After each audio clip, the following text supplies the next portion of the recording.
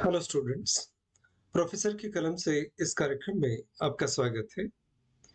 BA part one semester one, जिसको हम 3-2-1 scheme के तहत पढ़ने वाले हैं।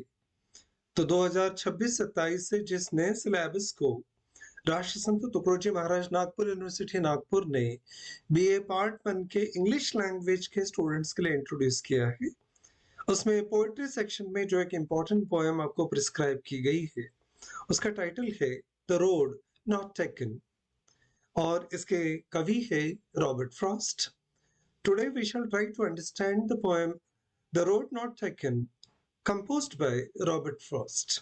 रॉबर्ट फ्रॉस्ट क्या कहना चाहते हैं, ये कौन से रास्ते की बात कर रहे हैं, और जब दो राहें पर हर एक व्यक्ति अपनी अपनी जिंदगी में खड़ा होगा तो फैसला लेना क्या इतना आसान होता है, या फैसला लेते समय हमें कौन कौन सी चीजों का ध्यान रखना पड़ेगा, ऐसे बहुत सारे विषयों को इंगित करती है कविता आज हम चर्चा करेंगे।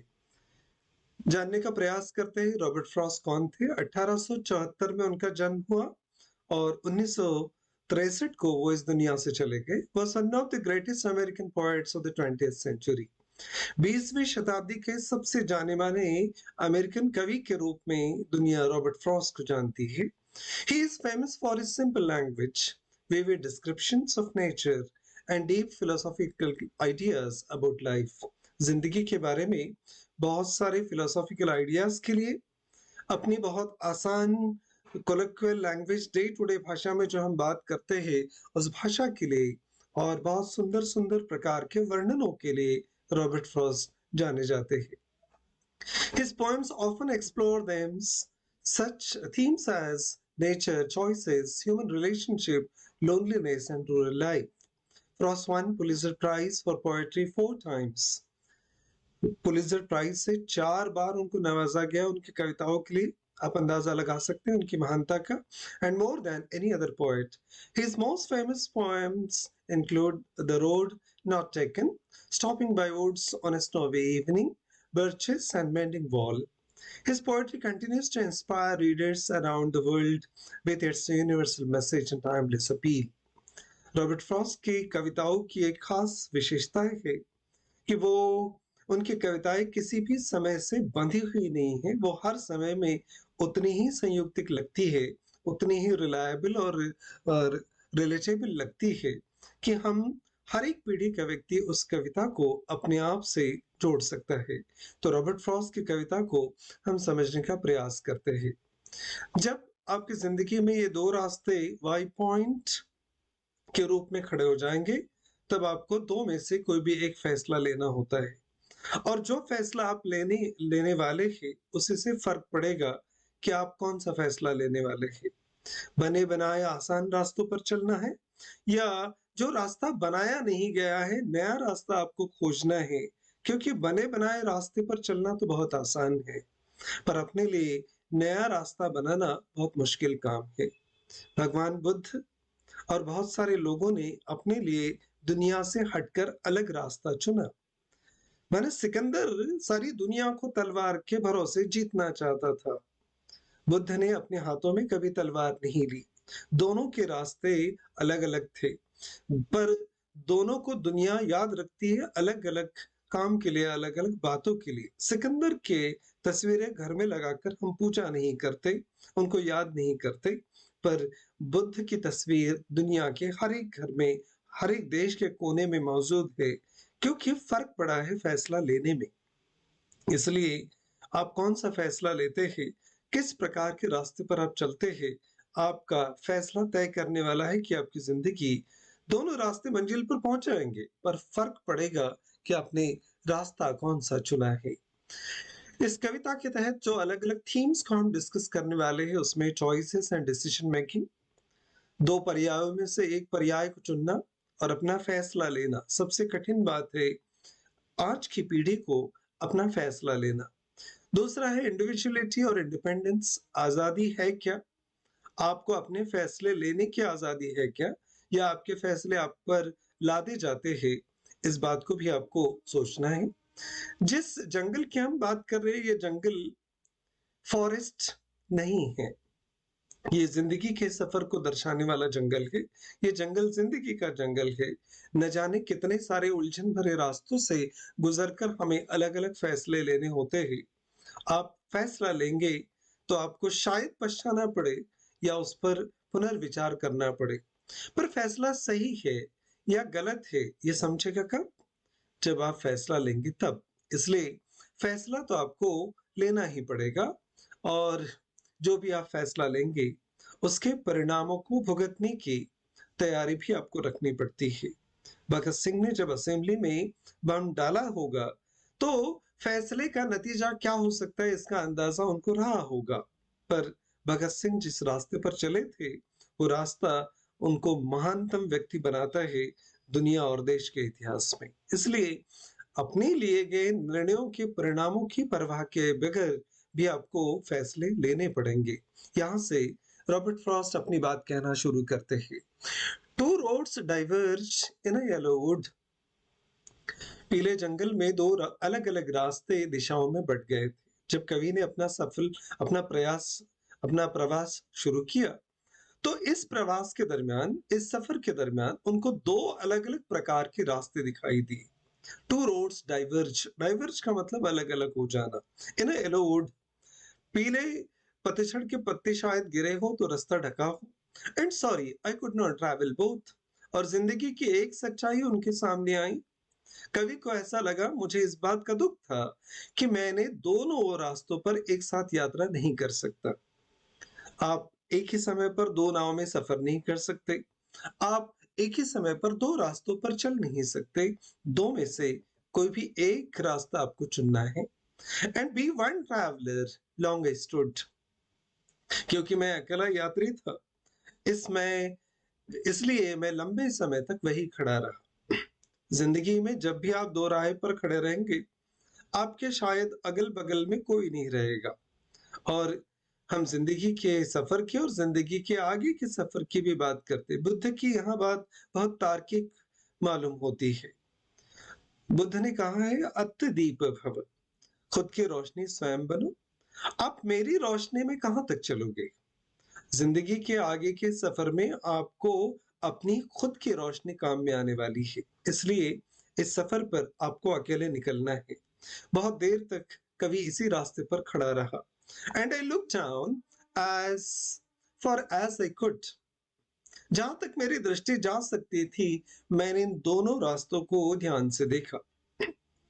हमें जो रास्ता दिखाई देता है, हमारी नजर वहां तक जाती है, उतना ही हम देख पाते हैं।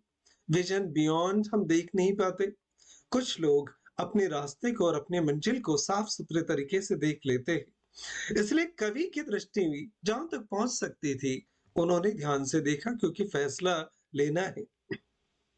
ध्यान से इसलिए देखना क्योंकि आपका फैसला मायने रखेगा कि आपने फैसला कौन सा लिया है। To where it bent in the undergrowth, वहां तक जहां तक रास्ता घनी झाड़ियों के बीच मुड़कर ओझल हो जाता था। रास्ता पूरी तरह से चला गया नहीं था, लोग इस पर चले नहीं थे, और जहां नजर जाती थी ये रास्ता आंखों से ओझल हो जाता था। मंजिल के जब आप रास्ते पर निकल पड़ेंगे तो आपको मंजिल भी दिखाई नहीं देगी।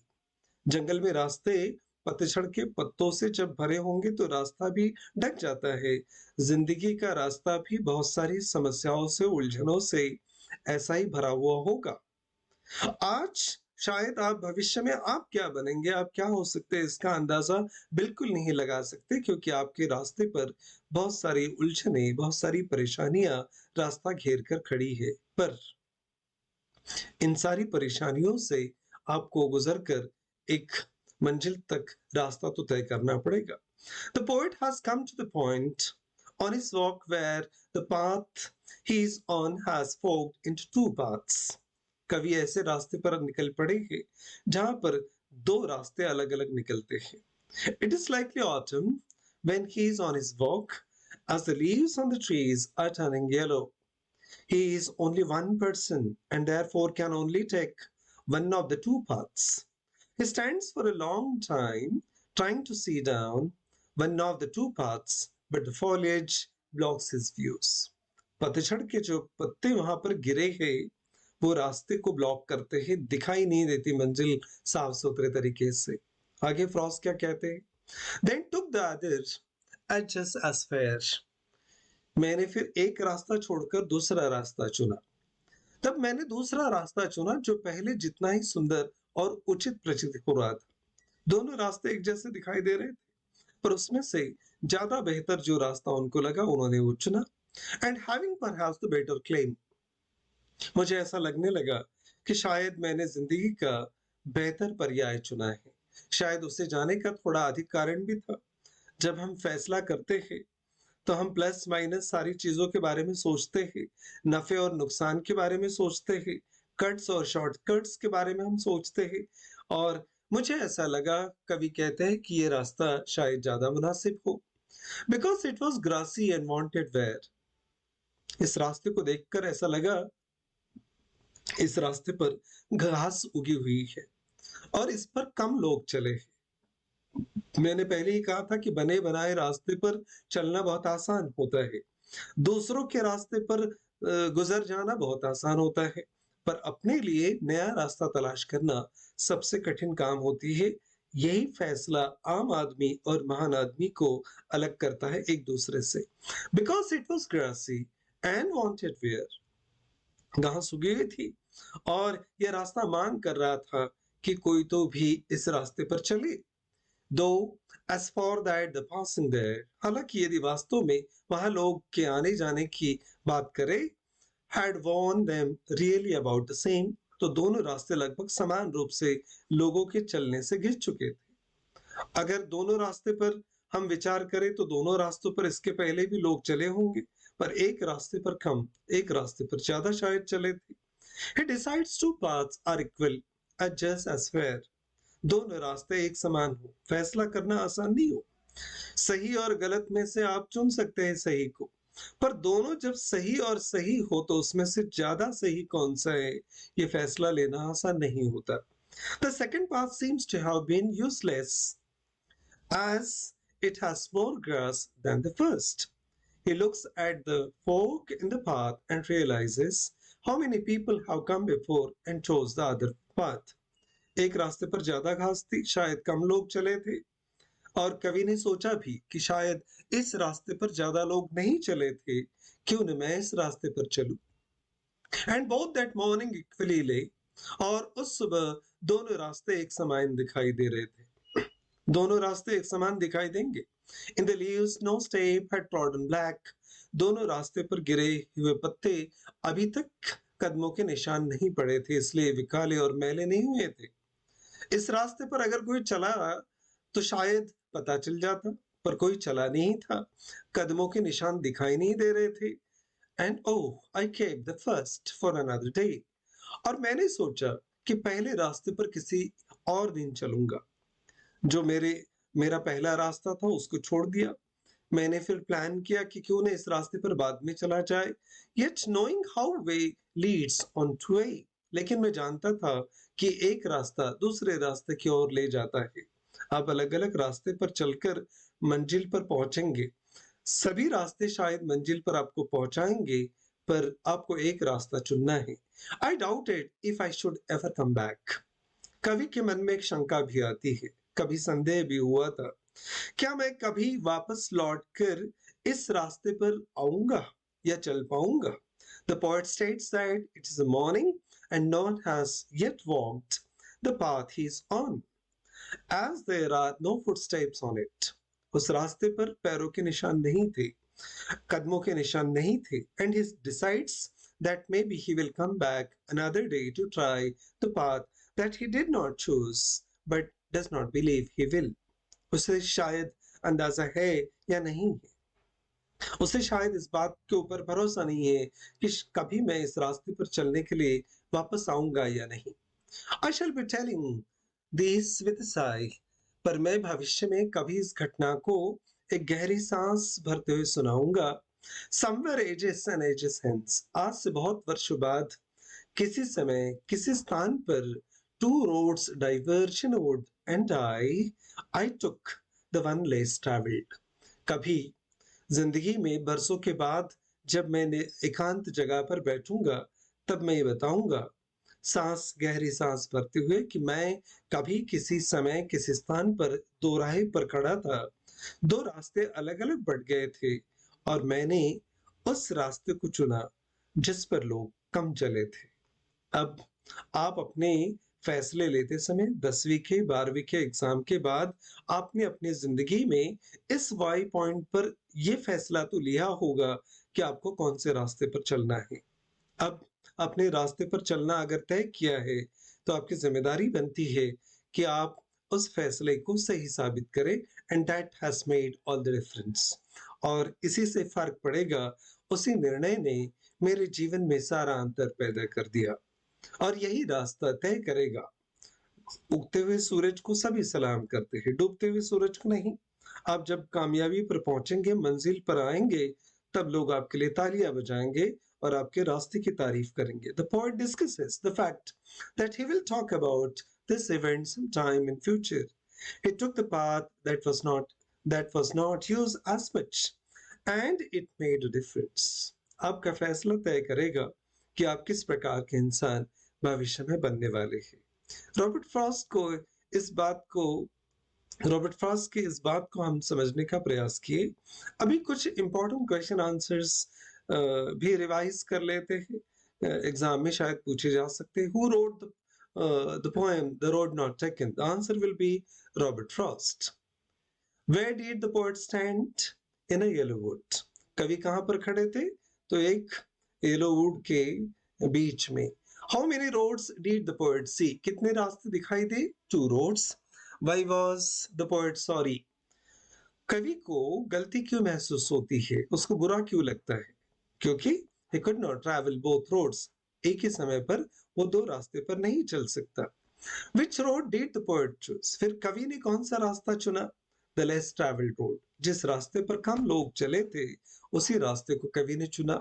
Why did the poet choose that road? कवि ने उसी रास्ते को क्यों चुना? It seemed less used. क्योंकि उस रास्ते पर कम लोग चले थे। Were the two roads really different? No, they are almost the same. क्या were the two roads really different? दोनों रास्ते एक दूसरे से अलग थे क्या? नहीं, वो एक जैसे ही लग रहे थे। दोनों रास्तों पर पत्ते गिरे हुए थे। What covered the roads? Fallen leaves, गिरे हुए पत्तों से रोड ढके हुए थे। Did the poet plan to return? क्या कवि वापस आने का फैसला भी करता है इस रास्ते पर कभी? Yes, but he is doubted. वो आने का विचार तो करते हैं, पर उन्हें संदेह है कि शायद वो इस रास्ते पर फिर दोबारा वापस लौट कर आ नहीं पाएंगे। What does the road symbolize? ये रोड, जिस रास्ते की हम बात कविता में कर रहे हैं, वो किस बात का प्रतीक है? It is about the life choices. जिंदगी में जो अलग अलग पर्याय आपको चुनने हैं, उसका ये प्रतीक है रास्ता। What does the wood symbolize? और जंगल प्रतीक है जिंदगी का। How will the poet remember his choice? With a sigh. बहुत गहरी सांस लेकर वो अपनी चॉइस के बारे में बात करेंगे। What made all the difference? किस बात से फर्क पड़ा? Choosing one road. कवि ने एक रास्ता चुना। कौन सा? Less used. What is the main theme of the poem? कविता की मुख्य थीम क्या है? Choices in life. हमारी जिंदगी में जो अलग अलग चॉइसेस से पर्याय आने वाले हैं, वो इस थीम की मुख्य विचारधारा है। And what is the message of the poem? Our choices shape our future. हम जो पर्याय चुनेंगे, उसी से हमारा भविष्य निर्धारित होने वाला है।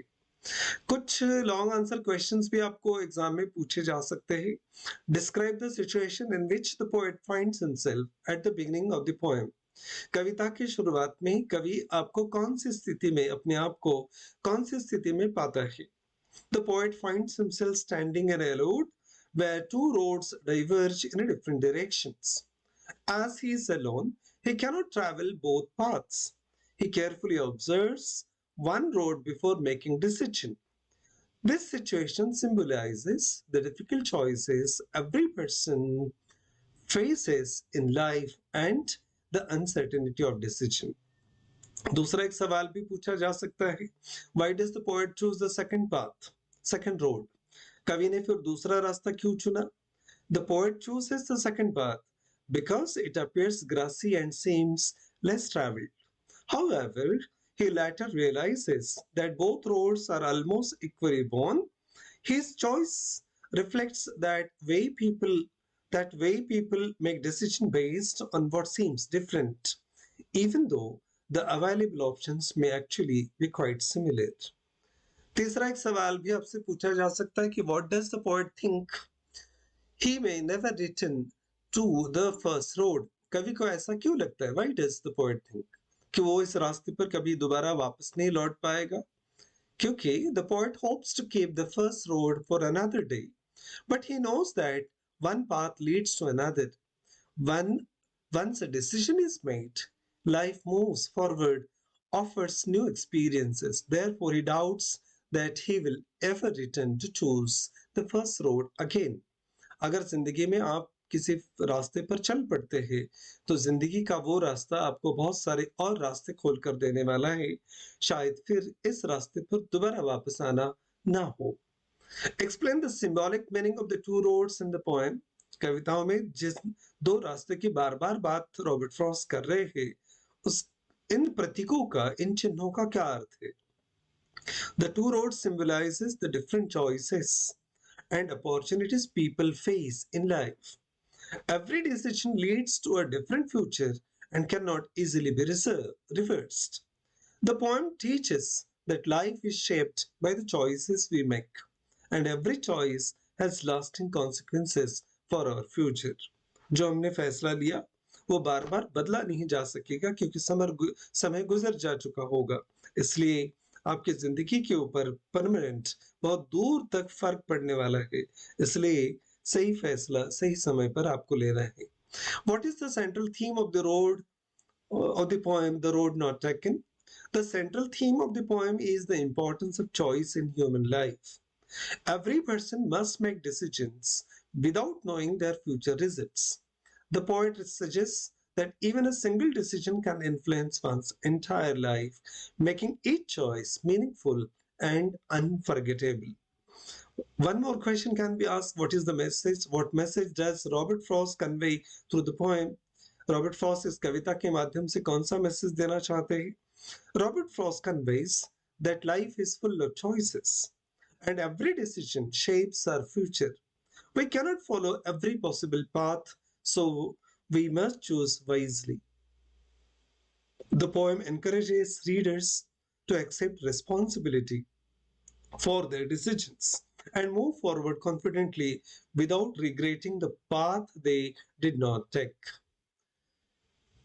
Why does the poet say, and that has made all the difference? इस कविता में कवि ऐसा क्यों कहते हैं कि इसी बात से ज्यादा फर्क पड़ गया? The poet says this because one important decision changed the direction of his life. Choosing one road instead of other brought different experiences and opportunities. He realizes that even a single choice can have a lasting impact, making his life unique and different from what it might have been. These were all important questions we have discussed.